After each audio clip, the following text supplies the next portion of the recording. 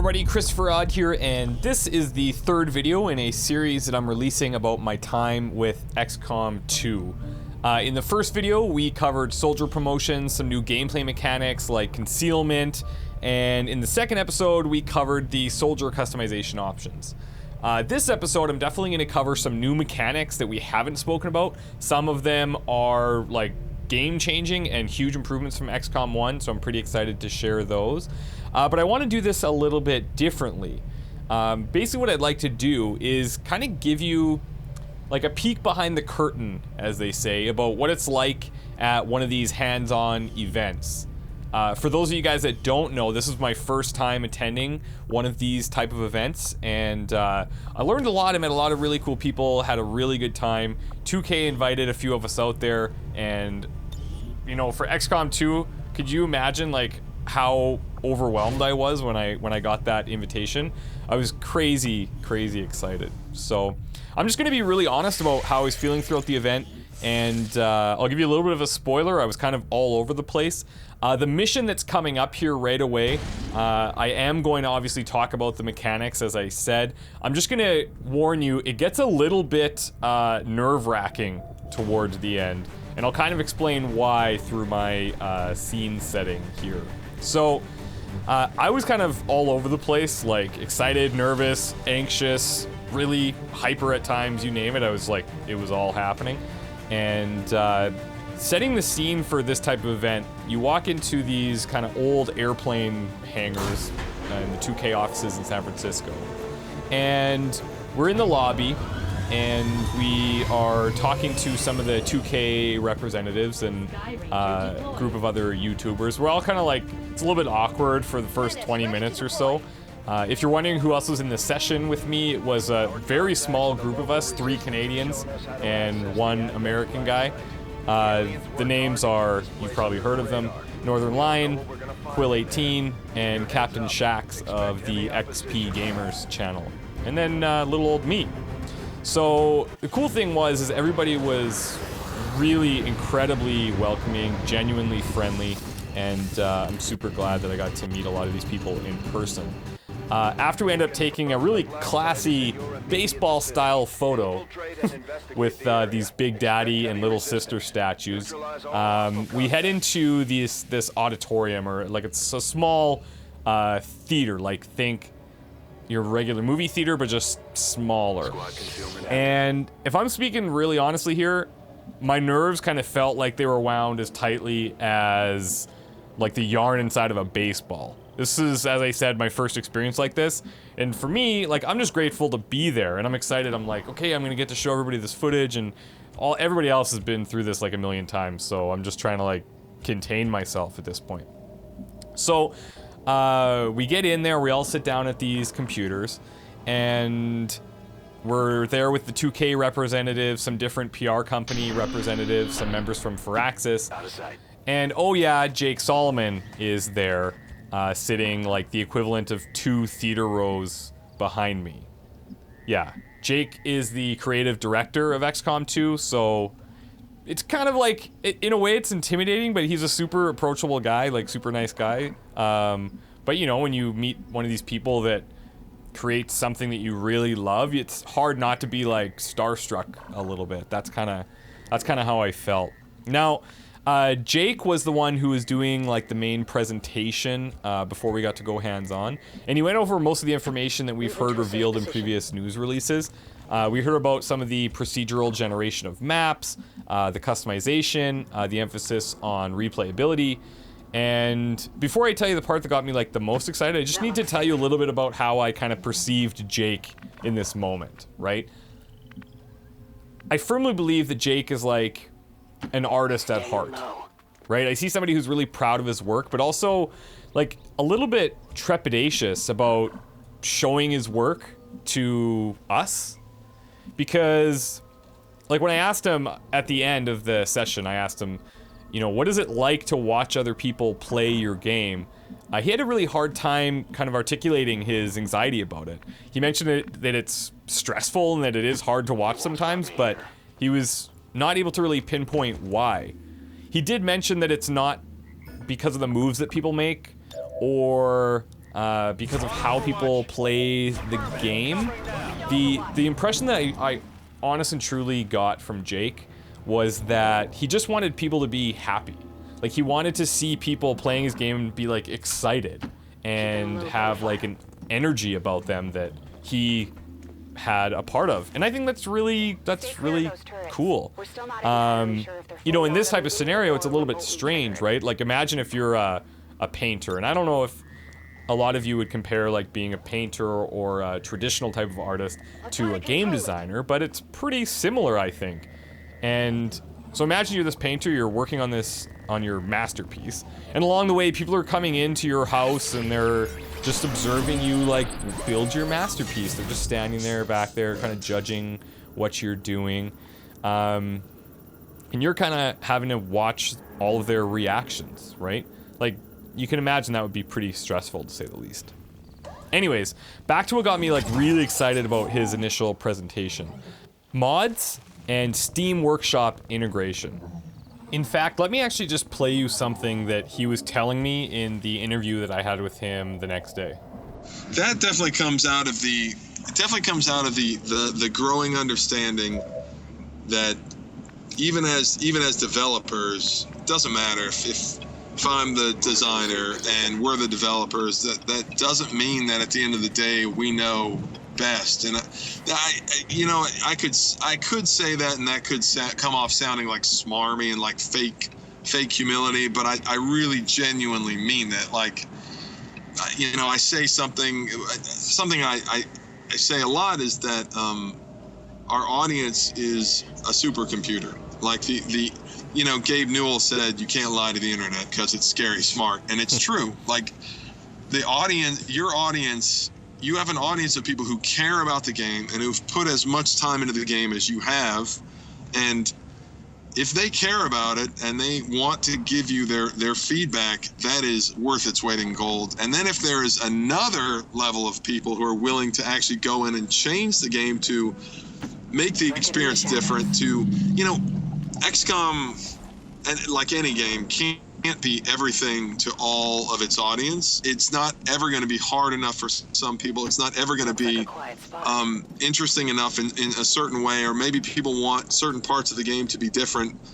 And that's what modding gets you, is that your audience knows best. They know what they want. They know within days of release, they'll have figured everything out. And the point is, if the game is to have any sort of longevity and serve, and the whole point of the game is to serve the audience, and for it to serve them over the long term, you have to have a more open relationship with the audience, with the things they want to see. And you can do it as a developer, but it just takes us time to do things. And so if there are modders who are willing to go in there and say like, well, you know what, I made it way harder, or, you know what, I made this ability work a different way, then that does nothing but benefit everybody. It benefits the audience, it benefits the developers. And so we've just learned there's no value in holding on to stuff as a developer. There is no value in us holding things close to the vest and not just saying like, you know what, you guys can have everything, show us what you can do. We're going to learn from you guys and the things that you do, and so have at it. I mean, so for us, it is a lot of work to make a game moddable. It is a lot of work that we were happy to take on, but it ended up being a ton of work to make a game that is meant to be modded. But at the end of the day, we just see that as being a huge benefit for both the audience and for us too. This is not a new reveal, I know, but he had a pretty different look about him when he was talking about this. He was like proud, He could tell that he knew that this would be a game changer. And he emphasized that, they're giving people all the tools that they used, all of the assets, all of the toolkits, pretty much everything that was used to make XCOM 2, they're letting other people use, right? And then I'm kind of thinking to myself like, wow, okay. I knew about the mods, I knew about the implications of the mods, obviously, but it kind of just, in that moment where I'm surrounded by the people that I'm surrounded with, I just kind of got this sense of like excitement. And to kind of explain that, like, here's my like honest and unfiltered thoughts. Northern Line's in the room, right? He's got the Binding of Isaac videos every day on Binding of Isaac and has a really strong community around that. Quill18 has Civilization videos and a really strong community around Civilization. I've been doing YouTube for about 3 years, and I've always been looking for my Isaac, you know, or my Civilization in comparison to what these guys have. Something with like a lot of replayability that I would just genuinely enjoy day after day, month after month. It's just something that keeps changing, something that's fresh, something that the community can build upon. And I don't know, maybe my hopes are too high, but like the way I think about it is like, why not hope that things are as awesome as they can possibly be? And to be really honest, that's the real truth of what I hope XCOM 2 can be for me. Is a game that has so much replayability, it stays fresh, the community really expands on what's already there. I'm pretty excited to see how it goes down. Now, after the presentation ends, we're able to go hands-on with the game, and I'm legit nervous at this point. I'm not really sure why. Like, I played through Iron Man Impossible 99% of the time on XCOM, and we were on the default difficulty setting, which is, you know, not that challenging, to be honest. But I'm just kind of like, you know, just the people that were around me and having Jake, like, sitting right behind me, it's a little bit intimidating. This is a sequel to a game that I've enjoyed, like, almost more than any other game that I've played. I probably have more XCOM videos than any other series. And I just, like, this is a universe that I really, really enjoy. So anyways, we sit down and we start to play through a tutorial. We didn't take footage of the tutorial. It's very hand-holdy. It's like, click here, go here. There's some story stuff that happens in there that I'm not gonna spoil, but it's awesome. It's just like, it's really, really, really cool. And the thing that happens in the tutorial is something that I remembered the following day when I was talking to Jake, and it prompted me to ask him about the difference in narrative between XCOM 2 and XCOM Enemy Unknown or Enemy Within. And this is what he had to say about that. What happened was that Enemy Unknown, and it's not like I knew this in advance, but Enemy Unknown, because it was in a present-day setting, you know, the player can bring a lot of their own story to the situation, and we don't have to do nearly as much work from a narrative standpoint because, you know, when everything's modern day and the settings are modern day settings, and you're talking about countries that the player recognizes, then the player is doing a lot of the story themselves. You know, they're bringing a lot of that backstory themselves. And so what we found was that when we move the setting forward, and it's not like we're, you know, on the Jupiter's moon or something, but we are like 20 years in the future, and it's a sort of alternate, it's like an alternate version of Earth, and we found that obviously to ground the player, we really had to do quite a bit more work narratively to just, you got to tell the player, okay, this is the state of the world, and this is why this world that you may not recognize matters. And so you do have to do a lot more narrative work, and obviously we don't want that stuff to intrude on the gameplay. It's really important to us that the gameplay is obviously king, but we did have to do a little more story work because we have to now sell this environment that the player can't just look out their window and see anymore. We had to do a little more work to sell that. And finally, after we go through the tutorial, which takes a little while, they tell us, let's start recording. And I'm like, okay, let's do this. So you already saw the first mission that we got to attempt. That was in the first episode that I released in this little mini-series. And now we're on the second mission.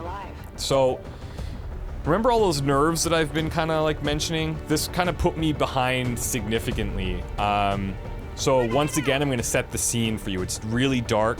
There's only like these 4 computer screens that are lit up in this theater, and there's a whole bunch of PR people and Jake and the other YouTube guys. And when I began the mission, most people were already finishing. Okay, most people were already finishing this mission and getting ready to leave the studio. So I spent a lot of time in the character customization.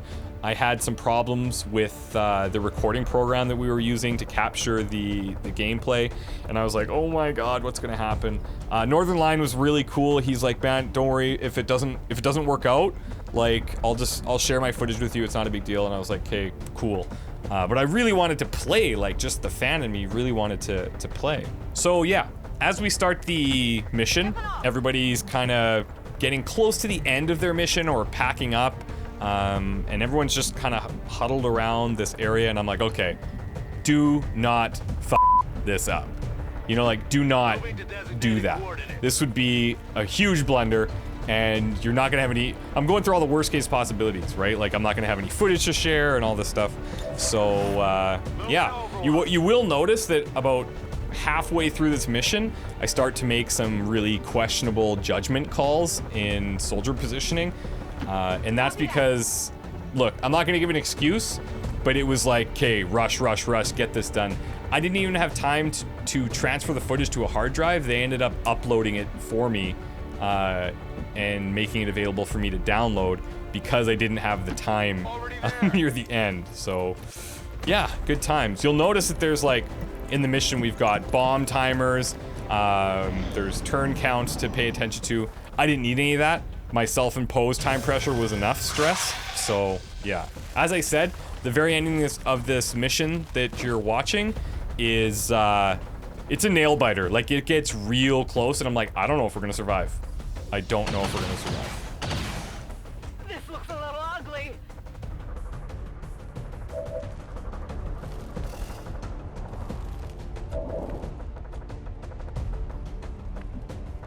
One thing I'd like to point out is something that's very subtle that's happening right here.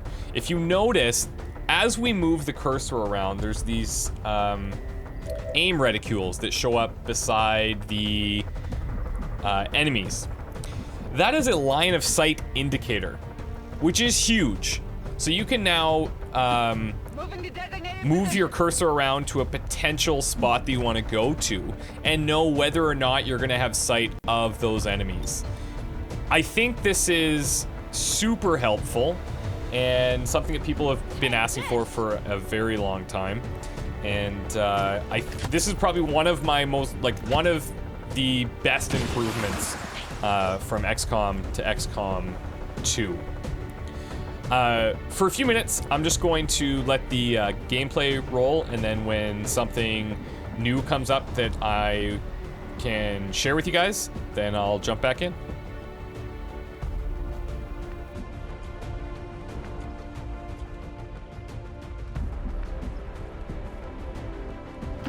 That's affirmative.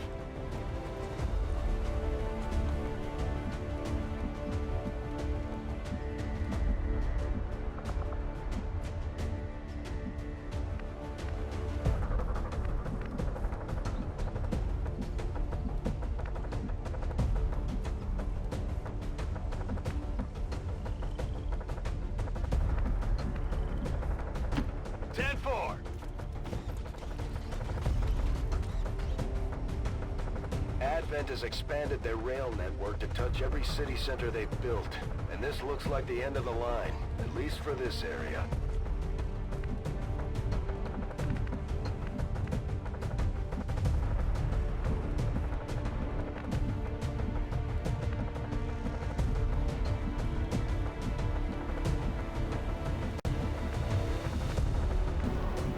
This is around the time where I start to feel like, oh my god, I've uncovered a whole bunch of enemies at once here, and I don't fully know how all of them operate. Are we gonna die? And, well, you'll see.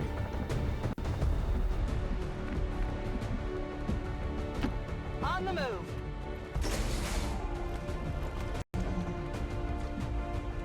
On Overwatch. Maintaining position.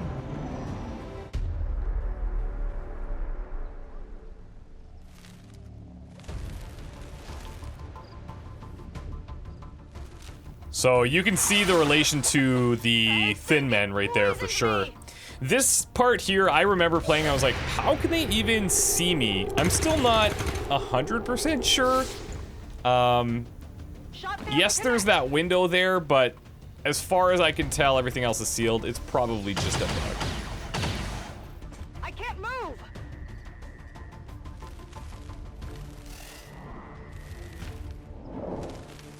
I think I need some help.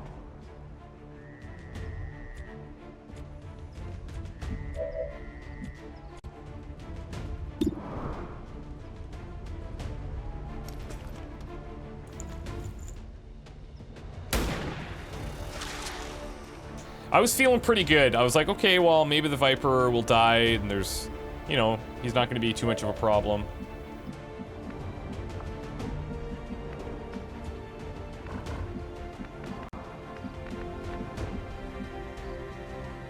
So right to the left of the enemy's health bar is that aiming reticle that I was referencing, the line of sight indicator.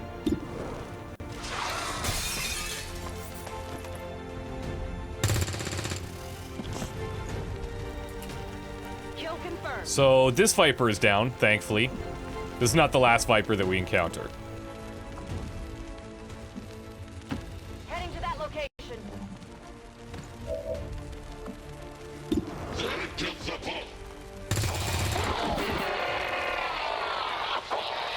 riddance.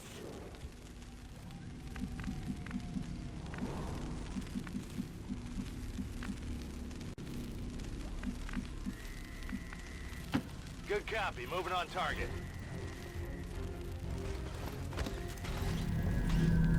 Now, this is one of the missions that has some kind of story elements built in, some of the small cutscenes, things like that.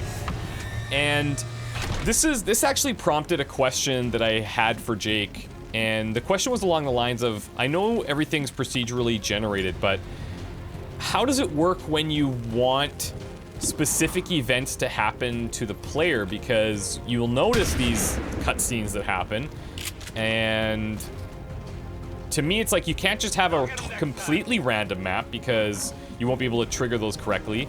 And if everything's just completely random, then you could end up in some pretty difficult scenarios. So I'll actually just share with you what he had to say on that topic. So speaking of random, I know that there's been a lot of talk about the procedurally generated maps. Sure. I'm curious though, like, how do you put a system in place that's, I don't know if random is the right word, but it's procedurally generated, yet you must have to have some structure to get the things done that you guys want to get done. Yeah, no, that's a very, very good question. I mean, I think that, yeah, I mean, you can't just, there are all these factors that come into account, right? Like, you know, you want it to look good, but even more importantly, you've got these timers on, some of these missions have timers, and you can't just throw whatever you want out there, because that could create a really difficult experience for the player. And right. So, I mean, we have a lot of algorithms, and some of them are based on, you know, we like a certain amount of what we call open parcels, and so that means that we like a certain amount of openness on the map, and that means that, hey, we really want more parks or parking lots or fields or whatever it is, and then we have a certain amount of closed amount that we want, which is, hey, we want a building here. And so we have a bunch of algorithms to space it out and to look at where the player's starting and where the objective is and what the intervening space is. But part of it is just going to have to be unpredictable, and it's part of the reason the objectives are so straightforward, like go here and get this thing, or go here and hack this workstation. Right. They have to be simple because the intervening the environment can be complicated. We don't know what aliens are going to be on this map. We don't know what the environments are necessarily going to be, and so because of that, we have to keep the objectives fairly straightforward, and then we just have to embrace a certain amount of up and down. You know, like it is just going to be some times where it's just more difficult than you expect, or sometimes it's going to be easier than you expect because of that sort of unpredictable nature of the gameplay. Now, we are going to have the opportunity to use our gremlin heal here, and, you know, I was thinking originally that, okay, the gremlin is like the new med kit, but, you know, obviously it's way more advanced than this, and the fact that you do not have to move to go and heal one of your allies presents a whole array of other strategic opportunities that we just didn't have access to in the previous world. In a sense, I kind of feel like it makes things a bit easier, but only time will tell whether or not that's actually the case. What it does do is it actually makes support classes a hell of a lot more viable, in my personal opinion.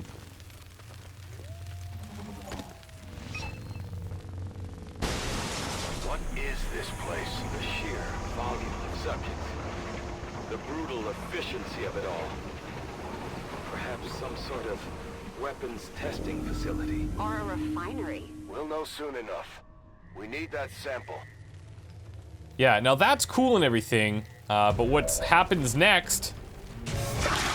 Yeah, Viper. And you'll notice I'm in a pretty compromised position over there that I've dashed to for some unknown reason. This is what I was talking about earlier, where now it's rush, rush, rush. I'm just trying to get to the end of this mission so that I can have some footage to show you guys. And some questionable decisions were made on my part for sure. Watching it back, it hurts. It hurts, but it's part of the learning process. What is cool is it will give me the opportunity to show you guys the true power of the Viper here. Once again, try to take note of the line of sight indicators as I move the cursor around, because it's subtle, but now that once you see it, you can't unsee it, and you'll be looking for it on every move.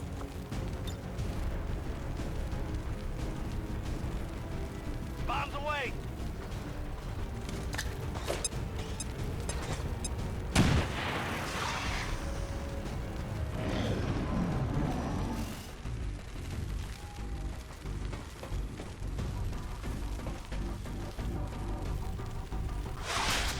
There it is. And constricted. And dead. Yeah. Just dead. Just like that. That's it. They do have another ability where they can actually hold your soldier. And I have some actual B-roll footage of that where a soldier is attacking the Viper to get them to drop their ally. Actually, I'll show you that right now.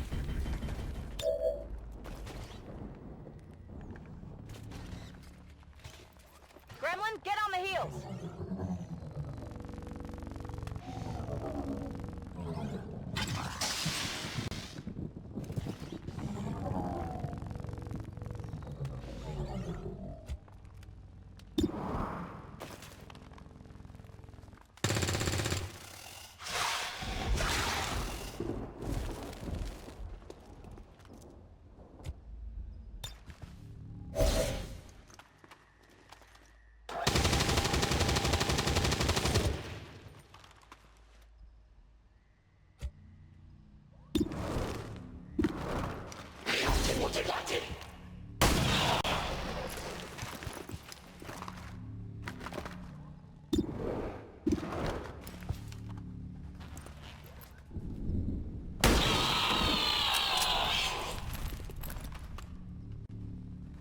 Enemies down.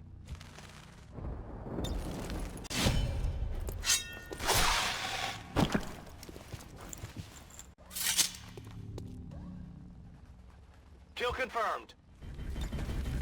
That was also a pretty cool look at just some of the slashing abilities that we have with the Ranger class.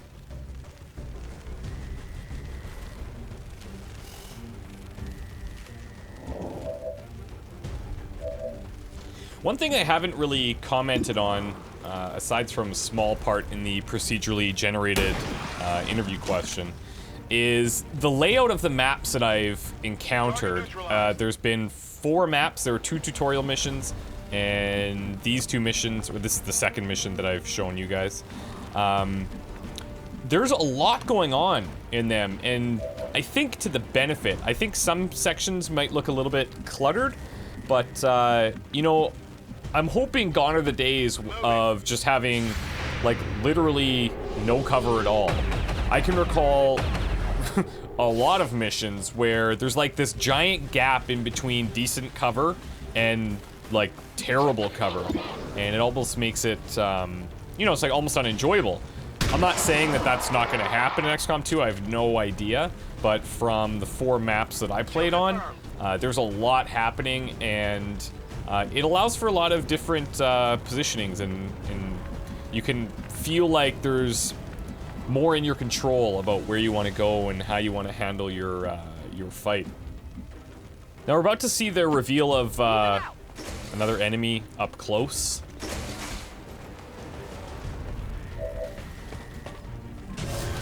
Hello. So this is an Advent Mech.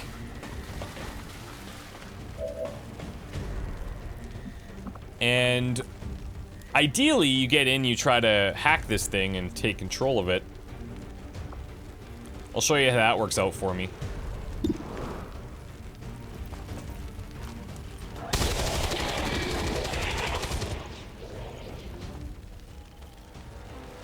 Hostile neutralized. Gonna need to reload soon.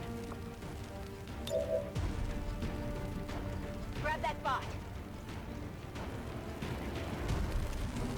So we're sending in the gremlin once again. I don't know if there's like an end to the range. Like that's pretty far. I think that would be out of dashing range. Being that it's a totally mobile unit, maybe there is no range to it. Now, we've talked about the hacking a couple of times, but as you can see on the left again, there's a 54% chance to hack this thing. And then the reward is either we shut it down or we just take temporary control of the unit. I go for taking temporary control, and it fails, and I'm very sad. But I do actually have some more B-roll footage that I could probably show you guys about what a successful hack looks like and how it could be used.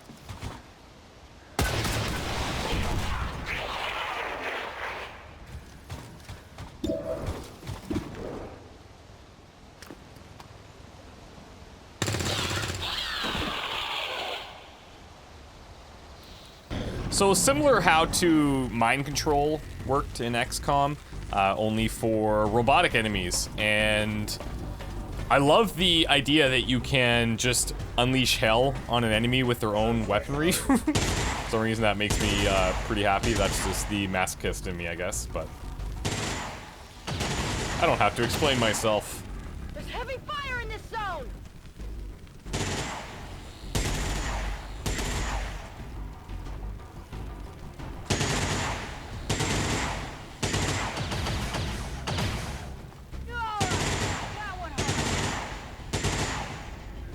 So we're already 1 soldier down. We are at the Blacksite where we need to steal the vial. And just take note of the objectives in the top. We actually have a lot of work ahead of us. It's, yeah, one thing to steal the vial, but then we need to get out. And we need to get out with as many soldiers as possible. I mentioned at the beginning that it's kind of a nail-biter towards the end. There are more than one surprises that happen.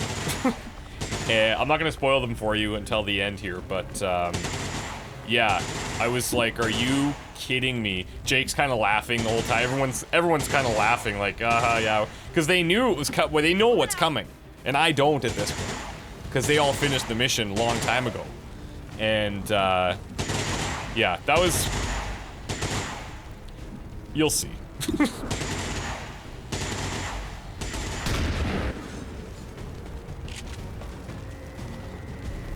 Now, I love that. I don't know if that's some type of interaction that triggered there, or if that's how suppression's always going to work, where, you know, if we hit them, they're going to stop suppressing. I'm not 100% confident now that I think about it, whether or not that's how it works in XCOM, but I'm happy to know that it stops it in XCOM 2. Now that I say it out loud, I think it does happen in XCOM, but if you know offhand, let me know. So Triss Marigold is down. That is our second soldier. And at this point, I'm kind of going into panic mode. I'm like, this is just gonna end terribly. And, I mean, XCOM 2's ending is gonna be the very same as XCOM 1's.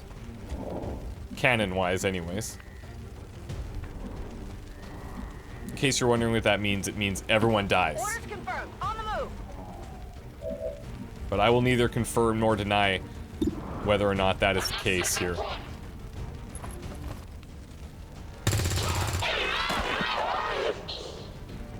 Something I haven't talked about, I realize right now, is that just how good the game looks.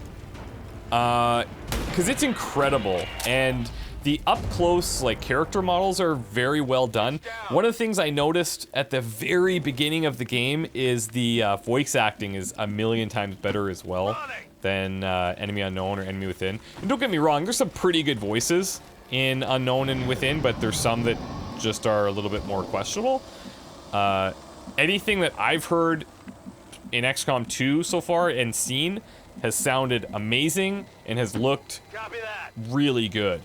Even in here, like, I love the fact that there's, like, this water in the middle, and just, it just looks exceptional, I think. I'm really digging the art style. One of the small criticisms that I had, and I don't even know if you could say it's a criticism just because it's maybe a preference thing, but I felt like at the time of recording this, which is December, in case you're watching this video in the future, the camera movement when rotating felt a bit weird. Like, the speed wasn't quite the same as in XCOM Enemy Unknown, or it just wasn't as smooth or something. I can't quite put my finger on it, but it just felt a bit strange. Watching it back, I don't really notice it, but at the time, it just was a bit odd. So I'm thinking, okay, this is good. We're getting to the vial, and then, yeah, more Viper soldier action. Like, it just doesn't stop. And no, this is not the surprise that I'm talking about even. Thank God that I'm pretty much a sniper with a shotgun. Enemy down. Weapons empty. Can't engage.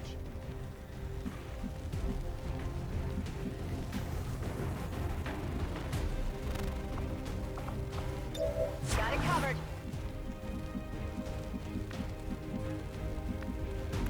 This part takes some figuring because the enemy has some pretty good cover. We have a lot of options as well, but yeah, it was tough. And then, yeah, this happened, and I'm thinking, okay, it's pretty much all over. This is just worst case scenario.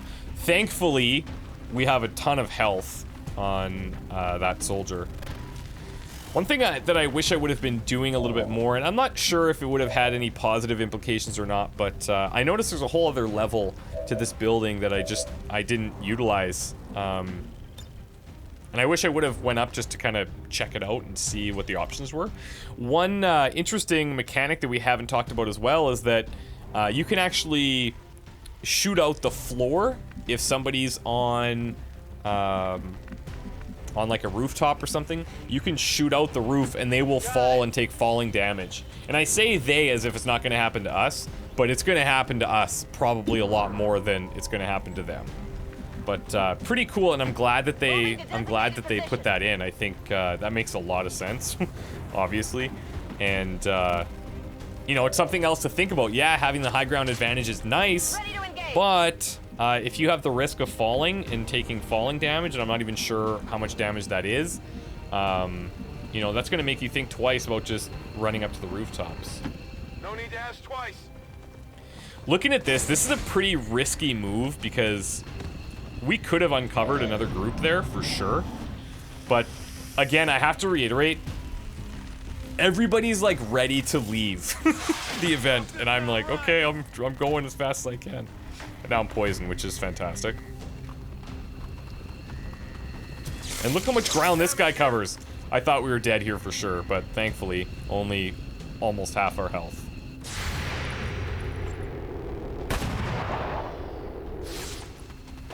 Now, I don't know if you guys remember back to the very first video. I say that like it was so long ago. It was, at the time that you might be watching this, it could have been just earlier today. But the upgrade that was chosen for our sniper is that pistol reaction that you just saw there. And if he gets shot at, he gets to take a free pistol shot back. And yeah, it actually helps quite a bit.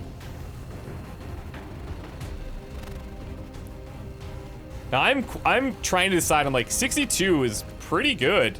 I'm gonna take this shot, and I'll say now that's pretty lucky chance. And I'm actually surprised that the chance to hit was that high with a sniper rifle that close. I know that being too close in enemy unknown and enemy within can give you some significant decreases in your accuracy, but at this point, the way this mission is going, I am incredibly happy to take that result.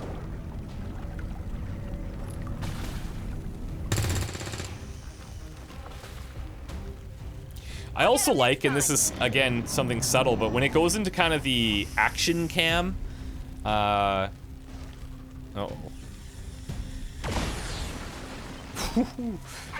it goes into the action cam, it's not a guaranteed kill like it is in Enemy Unknown. Here again is that automatic reaction shot that doesn't end up doing anything, but still very powerful. That didn't feel good. And with the poison, as you could tell, it can keep you out of operation for quite some time.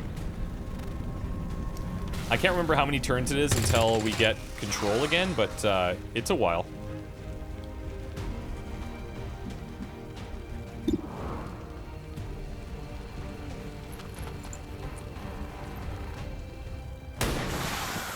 There we go. Enemies down. Might be something we could use here. Okay, great. So now, we're thinking, okay, this is fantastic. We're just gonna take the vial. We're gonna get out of here. Everything's gonna be fine. You know, not to spoil it for you guys, but that's not what happens. As you can imagine. We've got the vial. There are some other items over on the right there. And I talked about this in the first video as well, but let's listen to this. No signs of radioactivity, no significant energy signatures of any kind. Whatever it is, it's safe to handle. We've confirmed acquisition of the sample. Move to rendezvous at the extraction point. Looks like they called in some friends. Yeah, okay. So here's another mechanic that happens. Similar to like the Thin Man drops that would always happen in Enemy Within and Enemy Unknown. They call in these reinforcements. And they throw down a flare, which is cool. Let us know where they're coming. Fine. But Moving to position. yeah, then they actually show up. And it's just, in terms of what I've seen, it's one turn. It's like, here they're coming, and here you go, and you got a motor. Now, you can see, like, we're really close to the extraction zone there. Really close. You can dash to the extraction zone and still get out, but as you can see, we are only in range with one of our soldiers right now, so it gets a little bit questionable here at the end. Back online.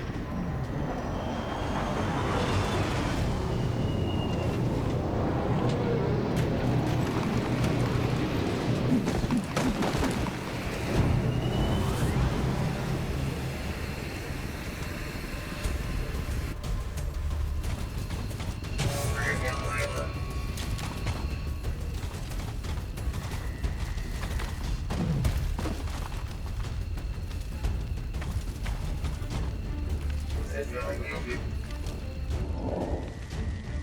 hit! I'm hit!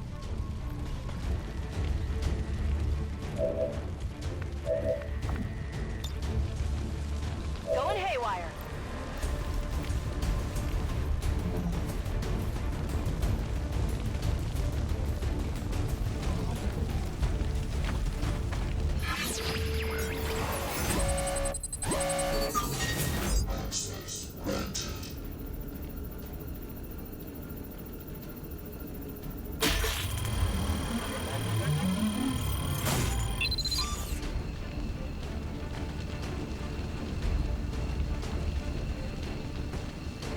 Yeah, so not only did a mech drop, but now it's buffed Be nice to the new because guy. of a failed hacking attempt.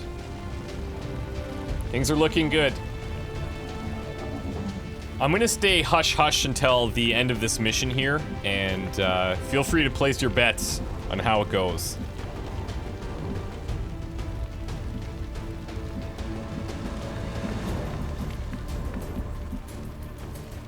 Roll it out!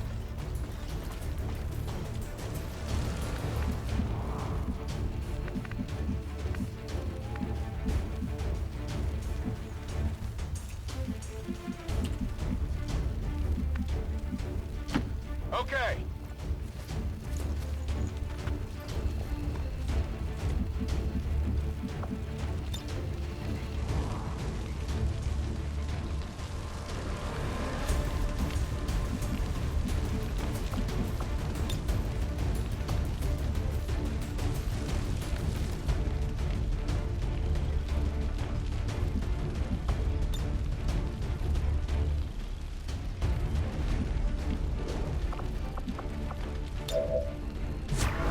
Covering now.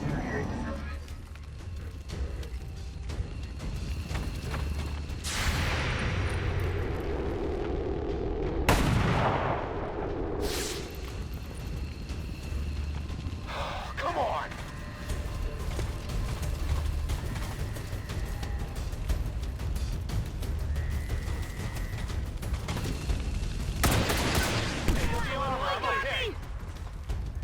Enemies Watch on the the move! flags! They're They're flanking us! moving!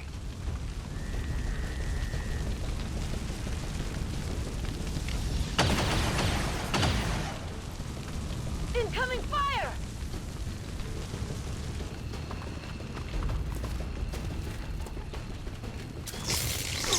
I'm hit! What?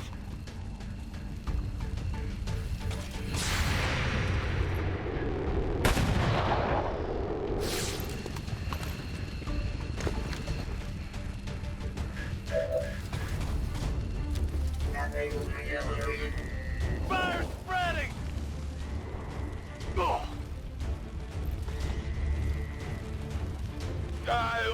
Sure.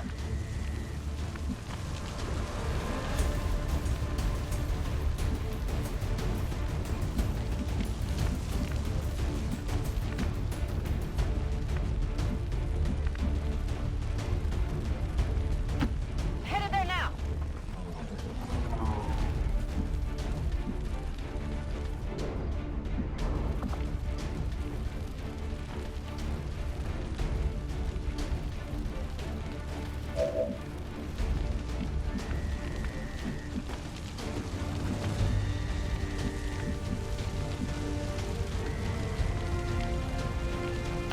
Closing on target position now.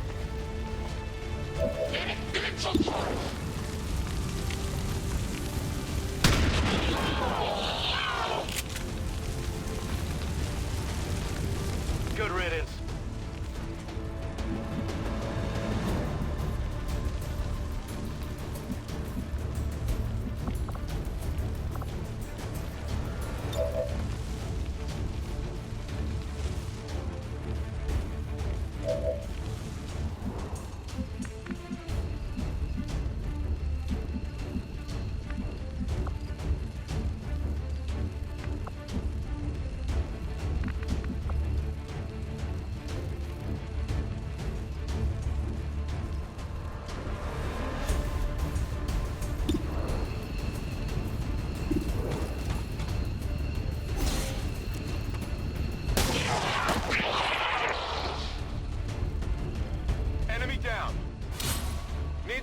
closer look.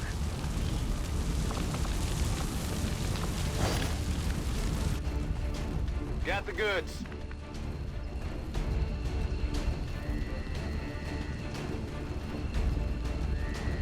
Stepping off.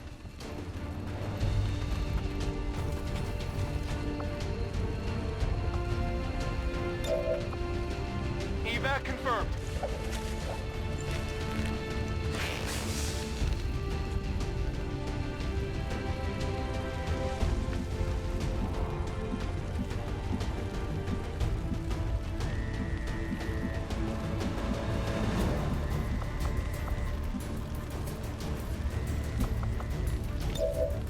Come get some.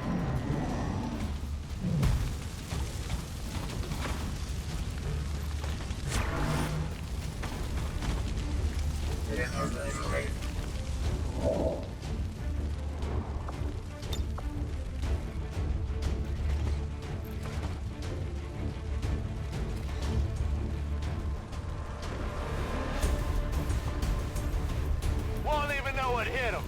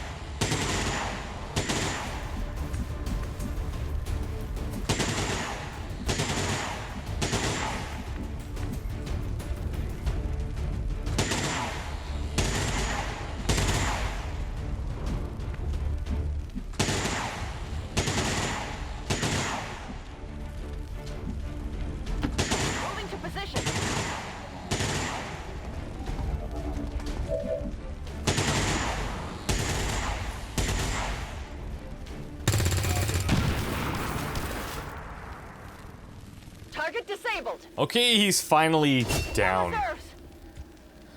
Let's get out of here, shall we? We have, what, 3 soldiers alive right now? Let's make a beeline for the exit. Multiple hostiles advancing on our position. Oh, wait, what? We're not done. Oh, this is great. This is fantastic. And everybody at this point, they know that this can happen, right? So they're watching this unfold, thinking like, okay, yeah, you might actually be in some trouble here. So let's see if we can't solve this issue. On Overwatch.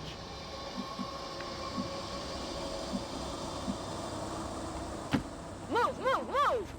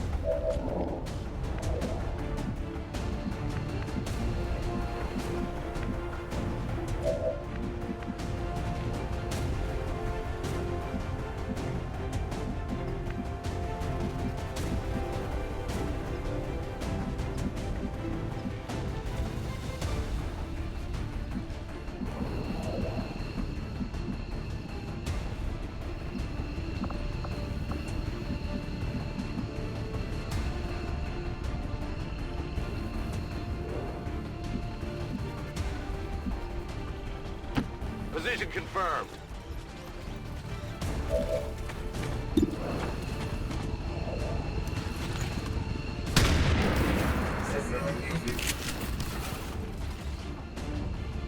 Taken care of. Got something over here. On reserves.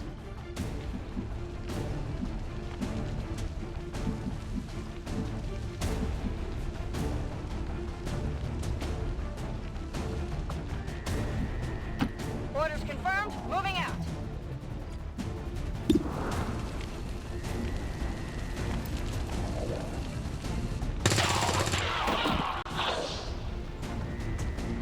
Target down. Negative ammo. I'm spent.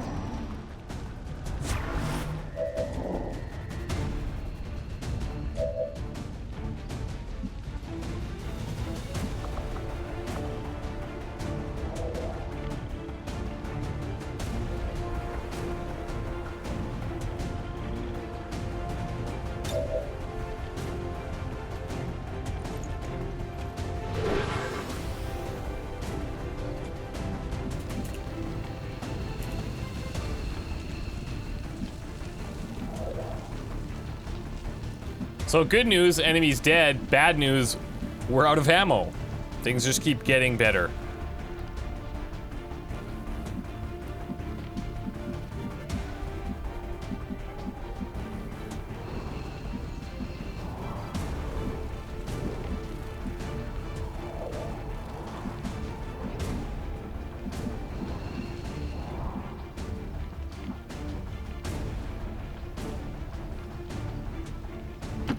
On the move.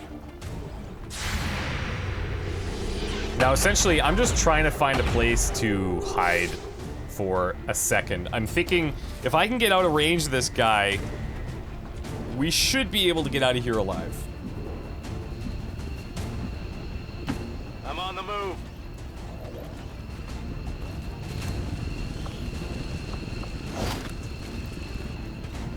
Got something good here. Overwatch.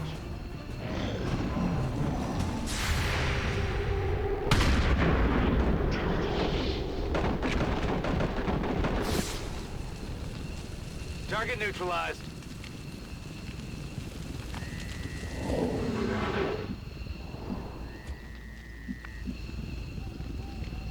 Got it covered.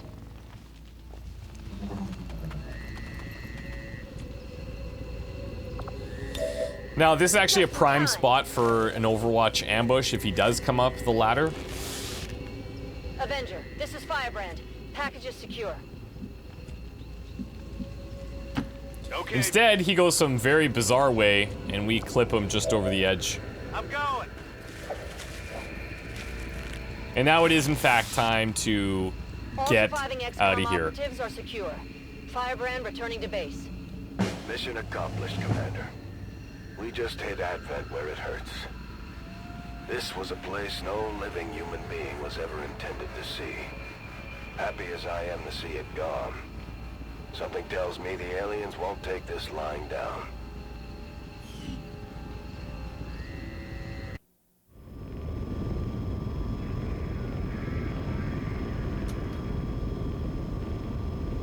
I love the evac animations, how you grab the rope, just get pulled up. It's pretty cool.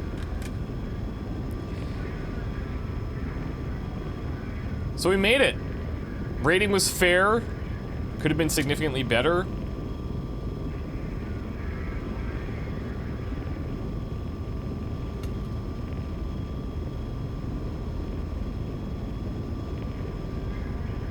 "22 enemies." That is a significant amount. I love these stat screens. I think these are just like, I just love this kind of stuff. That's the baseball fan in me. But yeah, overall successful mission. We left alive, and that's what's important. So that pretty much brings the video to a close, guys. I have one more video planned in this series of XCOM 2 videos. And I'm not going to reveal to you exactly what that is just yet, but stay tuned, and that will be out very shortly as well. So, thank you guys so much for watching. If you're new to the channel, thanks for checking it out. If you enjoy it and you want to see more stuff in the future, Please subscribe. If you guys like the video, please like the video. It helps me out immensely. Other than that, guys, I'm just as excited about XCOM 2's release as you guys are. At the very end here, you'll get a sneak peek at some of the upcoming soldier promotions. You can definitely see some synergies coming into play now, which is pretty cool. But I just want to say thank you guys so much for checking out the video, and hopefully we'll see you guys in the future. Take care.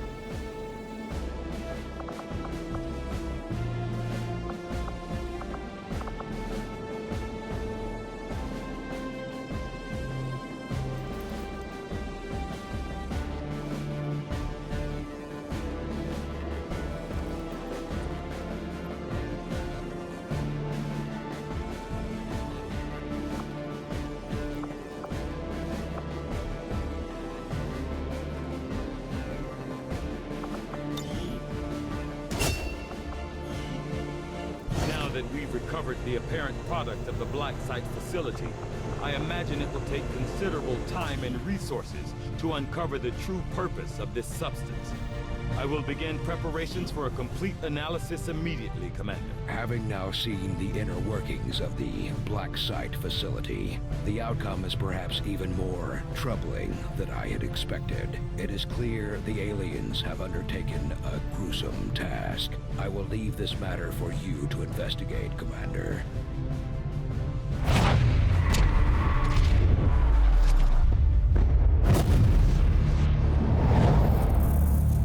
The world you once knew is no more. Earth is now ruled by the Advent Coalition and their alien masters. For decades, we have operated in the shadows. Now that we have recovered our greatest weapon, the time has come to reclaim our world.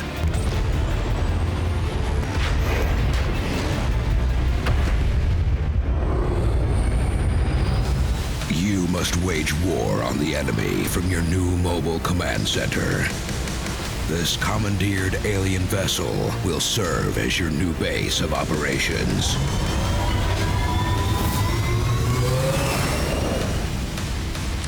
Though we have acquired new weaponry and operatives, the battlefield is more dangerous.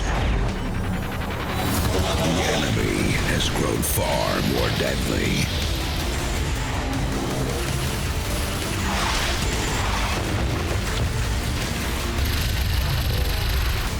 You must rebuild the XCOM project, expose the aliens' true agenda, and renew humanity's will to fight.